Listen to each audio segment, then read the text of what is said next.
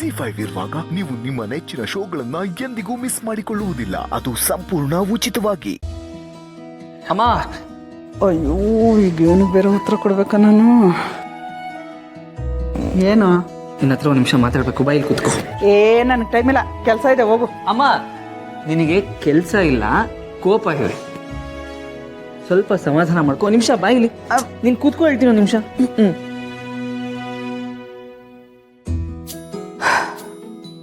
ಅಮ್ಮ, ನಿಂಗೆ ನನ್ನ ಮೇಲೆ ಪ್ರೀತಿ ಇಲ್ವೇನಮ್ಮ?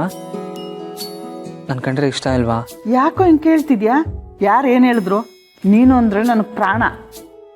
ಹಂಗಂದ್ರೆ ನಾನು ಹೇಳೋ ಒಂದು ಮಾತು ನಡೆಸ್ಕೊಡ್ತೀಯಾ? ಅದೇನು ಅಂತ ಹೇಳೋ. ಯಾಕೆ ಇಷ್ಟು ಪೀಟಿಗೆ ಆಗ್ತಿದ್ಯಾ?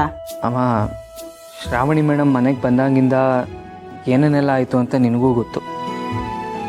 ಈಗ ಅದನ್ನೇ ಹಿಡ್ಕೊಂಡು ಜಗ್ಗಾಡ್ಕೊಂಡು ಎಳ್ದಾಡ್ಕೊಂಡು ಜಗಳ ಮಾಡ್ತಾ ಇದ್ರೆ ಆಗಿರೋದನ್ನ ಬದಲಾಯಿಸೋಕ್ಕಾಗುತ್ತೇನಮ್ಮ? ಅಂದರೆ ಶ್ರಾವಣಿ ಮೇಡಮ್ಗೆ ಚುಚ್ಚು ಮಾತಾಡ್ತಾ ಇದ್ರೆ, ಅವ್ರಿಗೆ ಬೇಜಾರಾಗೋ ಥರ ಮಾತಾಡ್ತಾ ಇದ್ರೆ ಮನೇಲಿ ನೆಮ್ಮದಿಯಲ್ಲಿರುತ್ತಮ್ಮ. ನೀನು ಇದುವರೆಗೂ ಯಾರಿಗೂ ನೋವು ಕೊಟ್ಟೋಳಲ್ಲ.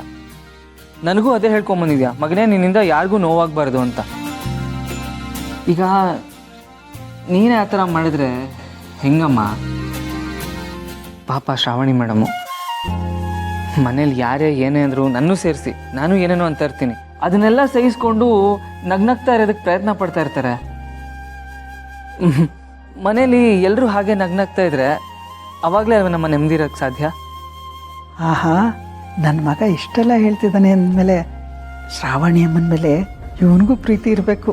ಈ ಮಾತನ್ನ ಶ್ರಾವಣಿ ಅಮ್ಮವ್ರು ಕೇಳಿಸ್ಕೊಂಡಿದ್ರೆ ಎಷ್ಟು ಖುಷಿ ಪಡ್ತಿದ್ರೋ ಏನೋ.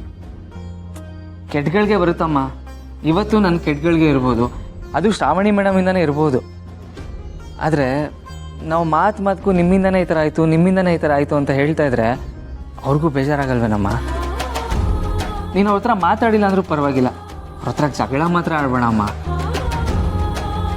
ಯಾಕಂದರೆ ಅವರು ಯಜಮಾನ್ರ ಮಗಳು, ದೊಡ್ಡ ಮನೆ ಕುಡಿ. ಅದೆಲ್ಲದಕ್ಕಿಂತ ಹೆಚ್ಚಾಗಿ ನೀನು ನನ್ನಮ್ಮ, ನನಗೆ ಪಾಠ ಹೇಳ್ಕೊಟ್ಟಮ್ಮ, ಒಳ್ಳೆ ಸಂಸ್ಕಾರ ಹೇಳ್ಕೊಟ್ಟಮ್ಮ. ಈಗ ನೀನೇ ಈ ಥರ ಮಾಡ್ತಾ ಇದೆಯಾ ಅಂದರೆ ನನಗೆ ನಂಬಕ್ಕೆ ಆಗ್ತಿಲ್ಲಮ್ಮ. ಹೌದು ಕಣೋ ಮಗನೆ, ಗೊತ್ತಿದ್ದೋ ಗೊತ್ತಿಲ್ಲದೇನೋ ಒಂದಷ್ಟು ದಿನ ಶ್ರಾವಣಿ ಅಮ್ಮನ ಹತ್ರ ಹಾಗೆಲ್ಲ ನಡ್ಕೊಂಡ್ಬಿಟ್ಟೆ. ಆದ್ರೀಗ ಶ್ರಾವಣಿ ಅಮ್ಮನ ಬಂಗಾರದಂಗೆ ನೋಡ್ಕೋಬೇಕು ಅಂತ ಅಂದ್ಕೊಂಡಿದ್ದೀನಿ. ಅಮ್ಮ, ನಾನು ಹೇಳ್ತಿರೋದು ಸರಿ ಅನ್ನಿಸ್ತಿದ್ಯಾ ಹೋಗ್ಲಿ ನಿಂಗೆ? ನಾನು ಹೇಗಿರ್ಬೇಕು ಅಂತ ನನಗೆ ಗೊತ್ತು.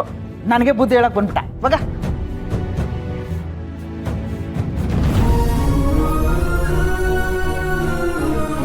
ಪಾಪ ಶ್ರಾವಣಿ ಮೇಡಮ್ ಅದೆಷ್ಟು ನೊಂದ್ಕೊಂಡ್ರೋ ಏನೋ.